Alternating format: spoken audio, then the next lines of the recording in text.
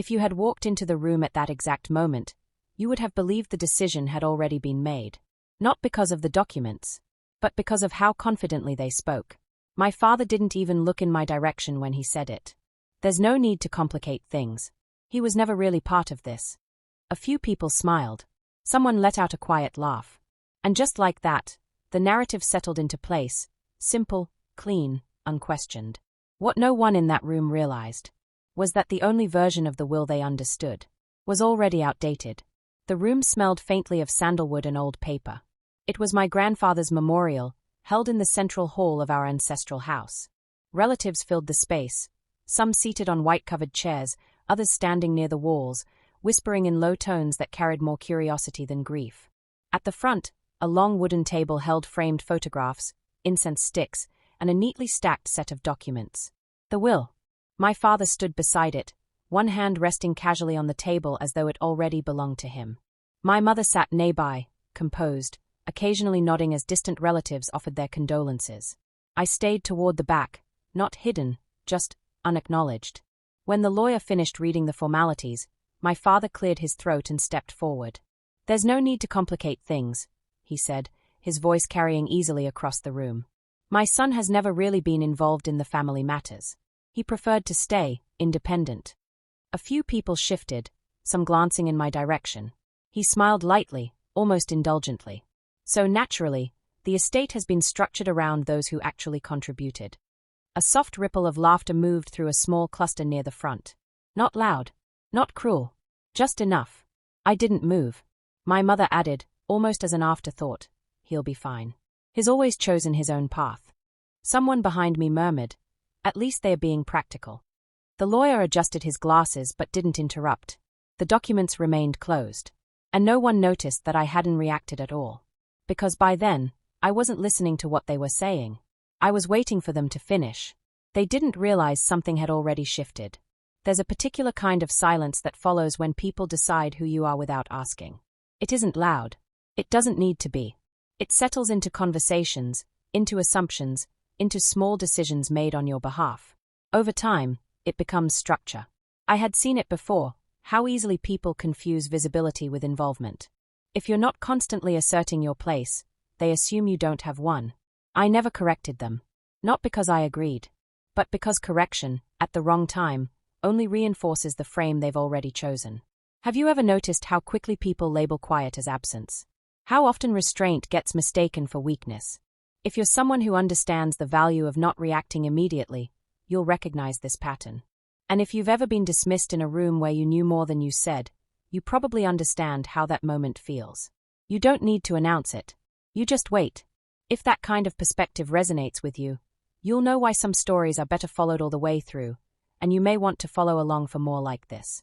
And if you've experienced something similar, being quietly overlooked while something else was unfolding, share it in the comments. I read more of them than you'd expect.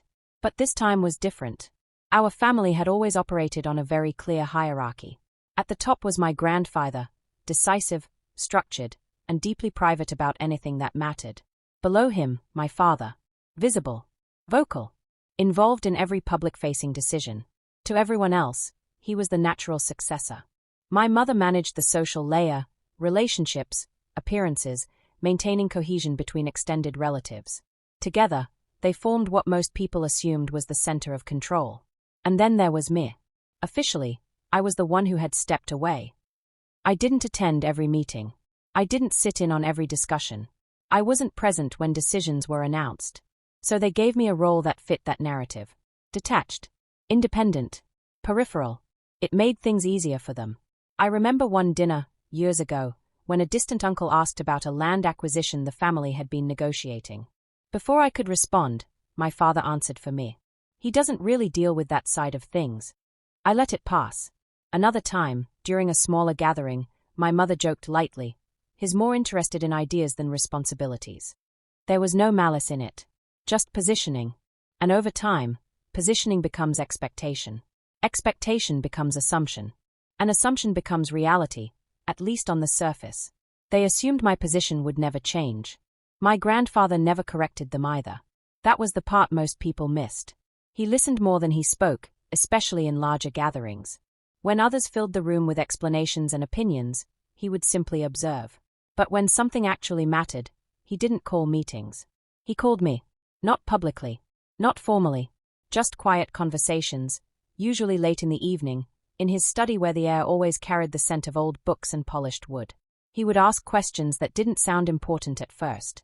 What do you think happens if this clause is enforced? Who benefits if this deal fails instead of succeeds? Why do you think they are rushing this?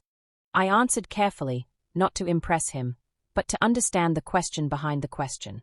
Over time, those conversations became more specific. He started showing me documents, draft agreements, property records, partnership structures. Not everything, but enough.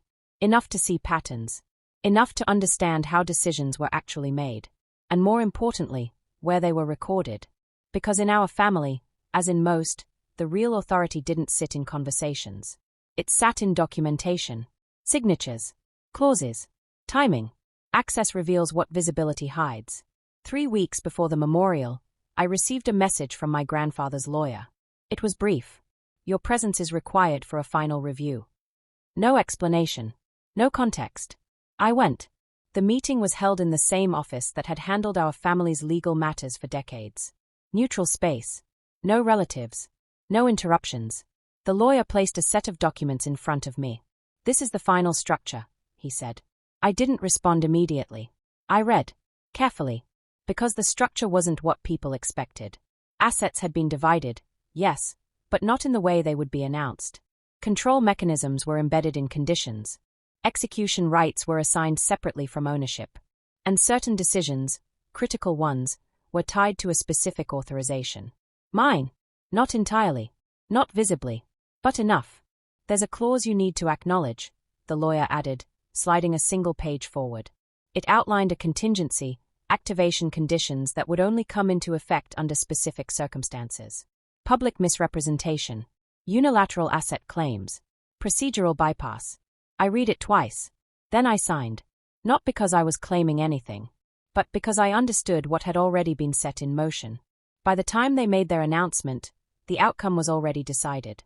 Back in the hall, my father seemed more comfortable as the silence settled into acceptance. He picked up the folder, though he didn't open it yet. We'll keep things simple, he continued. The estate will remain under unified management. There's no need to divide responsibilities unnecessarily. Someone nodded. Another relative leaned forward, clearly satisfied. And as for my son, he added, glancing briefly in my direction, he's always valued his independence. We're respecting that. The phrasing was careful, framed as generosity, but it positioned me exactly where they wanted, outside the structure. Uninvolved. Irrelevant. A cousin whispered something that drew a quiet chuckle from the row beside him. No one objected. Because nothing, on the surface, sounded unreasonable. That's how most public decisions work. They don't sound wrong. They just aren't complete. My father finally looked directly at me. Of course, he said, almost lightly. If you have any concerns, you can raise them later. There's no need to complicate this now. The room settled. Expectations shifted. They asked if I had anything to say. Pause.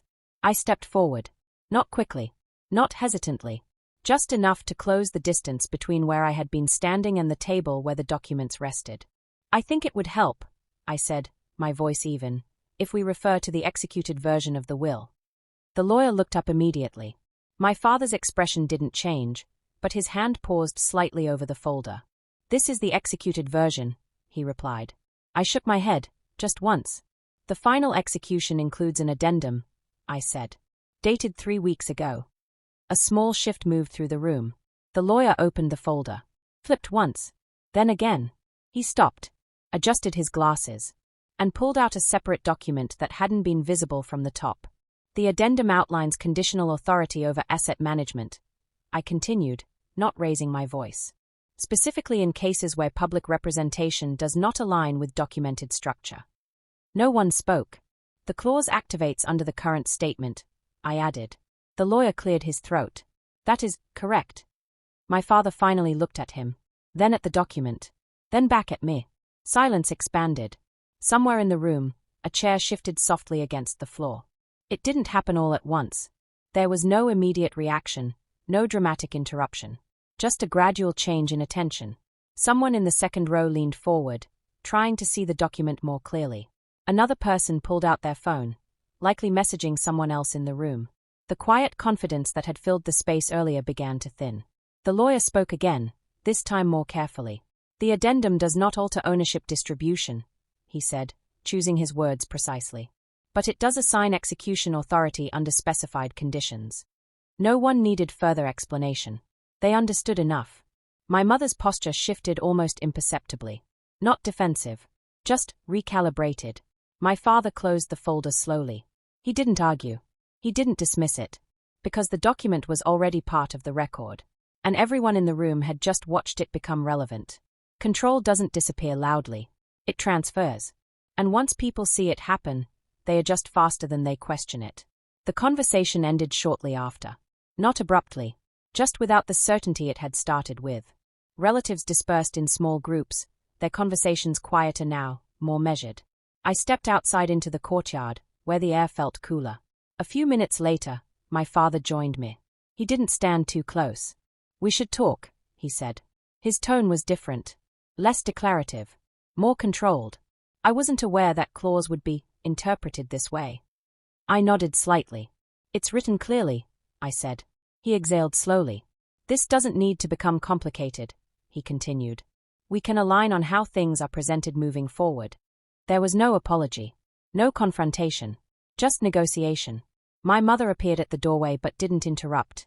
I met his gaze briefly. "There's nothing to align," I said. "The structure is already defined." He studied me for a moment, as if reassessing something he hadn't needed to before. Dependency doesn't announce itself either. It reveals itself in moments like that. The official confirmation came 2 days later. An email from the legal office, copied to all relevant parties. Subject line, Execution Authority Clarification. It summarized the clause, outlined the activation conditions, and confirmed that, based on the statements made during the memorial, those conditions had been met. There was no emotional language, no interpretation, just procedure. From that point forward, all major decisions regarding the estate required dual acknowledgement. And in specific cases, primary authorization shifted. Not visibly, not publicly announced beyond the email, but officially recorded. And that's what mattered. Structures don't rely on perception. They rely on documentation. I returned to the house once more before leaving. Not for the documents. Those were already handled. Just to walk through the study one last time. The room was unchanged. Same shelves. Same desk. Same faint scent of old paper and polished wood. I paused near the window, where my grandfather used to sit during our conversations. For a moment, the house felt quieter than it had in years. Not empty. Just settled. I adjusted the position of a single file on the desk, nothing significant, just aligning it with the others. Then I stepped out, closing the door behind me without a sound. I didn't need to defend myself. People often assume that power is something you demonstrate, that it needs to be visible to exist. But most of the time, what's visible is only the surface layer, the part designed to be seen, discussed, and, if necessary, challenged. Real control sits elsewhere. In structure. In timing. In decisions made before anyone realizes they are relevant. Being underestimated creates space. Space to observe. Space to prepare. Space to act without resistance. It isn't always comfortable. There are moments when staying silent feels like agreement, when letting something pass feels like losing ground. But not every moment is meant for correction. Some are meant for positioning. Because once a structure is in place, you don't need to argue for it. You don't need to convince anyone. You just allow it to become visible at the right time. And when it does, the shift doesn't need to be forced. It simply becomes the new reality. Power rarely argues. It simply stands.